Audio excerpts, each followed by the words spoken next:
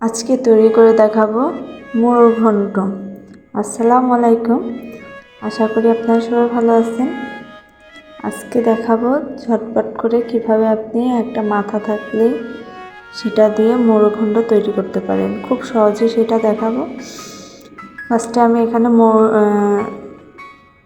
মুগ ডাল ভালোভাবে ভেজে নিয়েছি। অনেক কড়া ভাজি করা যাবে না, তাহলে সিদ্ধ হবে না। হালকা ভেজে নিয়েছি। এরপর আমি হলুদ লবণ দিয়ে মাছটার মাথা ভালোভাবে মেখে সেটা ভেজে নেব। এটা আজকে আমি আস্ত করে মোরগ ঘন্টটা করব।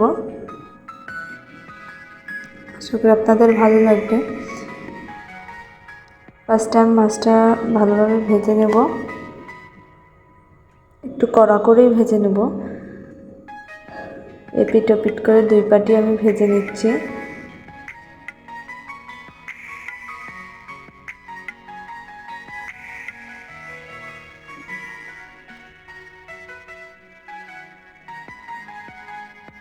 আমার মাছ ভাজা হয়ে গেছে, এবার আমি তুলে নেব।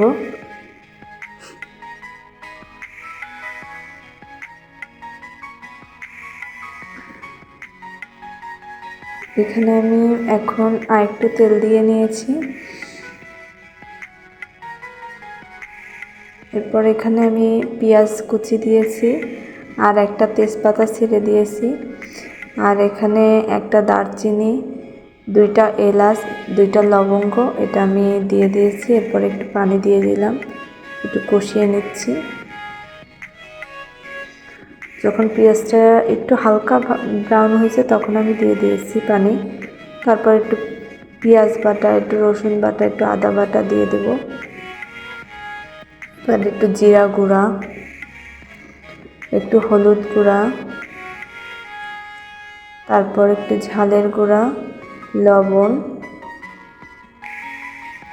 এখানে একটু গরম মশলা গুঁড়ো দিয়েছি। আপনারা গরম মশলা না দিলেও হবে, যদি আস্ত গরম মশলা দেন তাতেও কোনো সমস্যা নেই।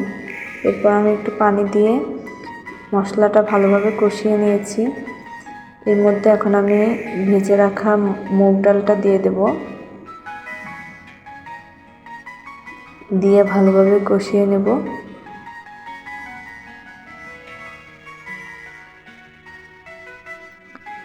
ভালোভাবে কষিয়ে একটু ঢাকনা দিয়ে দিচ্ছি।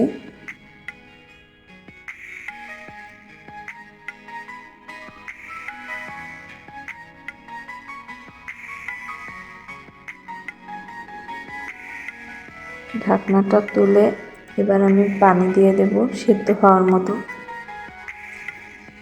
এখানে আমি 1 কাপের মতো পানি দিয়েছি।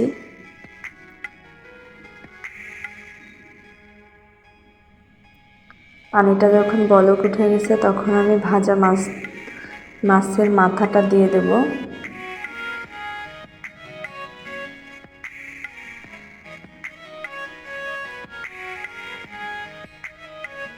এবার আমি 2টা কাঁচা ঝাল আস্ত দিয়ে দিয়েছি। এবার দিয়ে ঢেকে রেখেছি। এখন আমার হয়ে গেছে। মাঝে আমি একবার নেড়ে দিয়েছিলাম।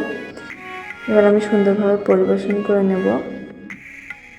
একটু জিরা ভাজা দিয়ে দিয়েছি, একটু পেঁয়াজ ভাজা ব্রেস্তা করে রেখেছিলাম সেখান থেকে অল্প একটু দিয়ে দিলাম। এই তো আমার হয়ে গেল মোরগ ঘন্ট।